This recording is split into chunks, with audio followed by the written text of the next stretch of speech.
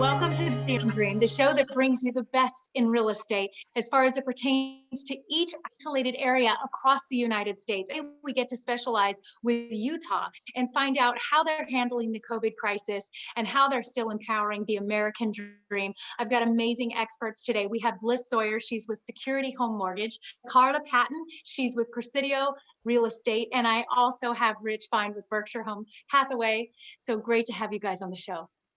Thanks so much. Thanks. Thanks. Happy to be here. Well, I kick it off first with Utah. Every state having different guidelines, different requirements of what you can and can't do as far as showing properties, how you can interact with your clients. Why don't you share, first of all, what's going on there in your area as far as what you can and can't do with business? Rich, I'll start with you. Thanks. Appreciate being on the show. I would like to say we are still having showings, thankfully, and properties are still selling. We've had, quite a few properties go under contract. Those showings are taking place because people are being careful. They are wearing masks. We are having people wear gloves when they come through properties. We've been declared an essential service, at least in Summit County, which has been very helpful. So activity is still taking place. It's just not nearly at the pace we're used to this time of year. Karla, how has it affected you as far as your business as well?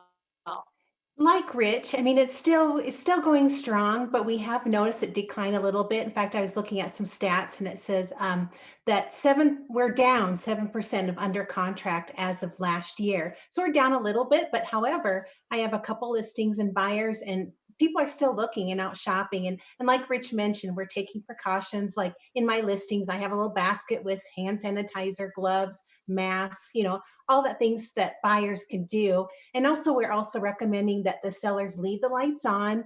And then when buyers go through the homes, not to really touch much, but in that way we eliminate any germs. But so it's still going strong. I love how everybody's adapted. We're seeing this across the nation and the different cities, and everybody's done such a great job adapting, being accessible to their clients on the buy side and the selling side. And so it's just really good to hear that positivity and how you guys have made that work. Bliss, I'd like to come over to you a little bit and talk about the lending side and what you're advising your clients right now. Yeah, so I appreciate that. The lending side of things has really been super strong, obviously, because we have seen a dip down in interest rates. So I think it's the perfect time to be a buyer right now in our market. We still have a strong job market. We still have somewhat of a housing shortage, but it's an opportunity right now for buyers to buy a home at a low interest rate.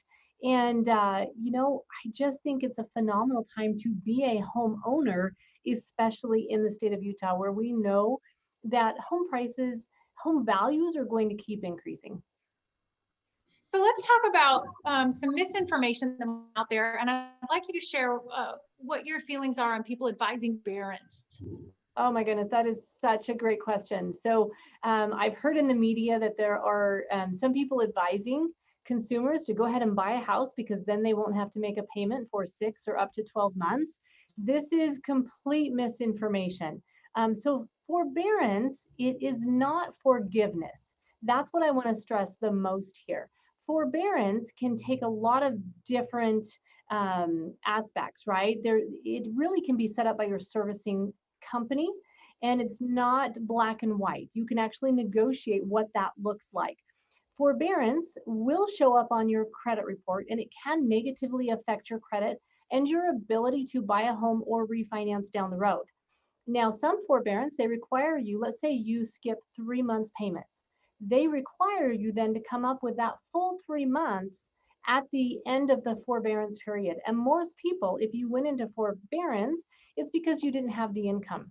And so make sure you understand the forbearance. If you truly have lost your job and need to take advantage of that, make sure you understand what you're getting into. But I also know that we can now take out of our 401k without a penalty. That might be better for some people to be able to make their house payment if they have lost their jobs than to go into forbearance. That is great advice. And Karla and Rich, to both of you, how are you handling when people are coming to you with these questions or what issue this has been for you out in the field with clients? Thank you. You know, I actually know someone in 2008 that they were in forbearance and they ended up losing their home. Same thing that Bliss was talking about. So I just advise all my clients, talk to a reputable lender, get the true facts. And yeah, because they're not forgiving you that loan. So when that time period's up, you've got this big balloon payment. And if you can't pay it, they will foreclose on you. So I do want to advise the buyers or sellers, or homeowners, I should say, of those things to watch out for.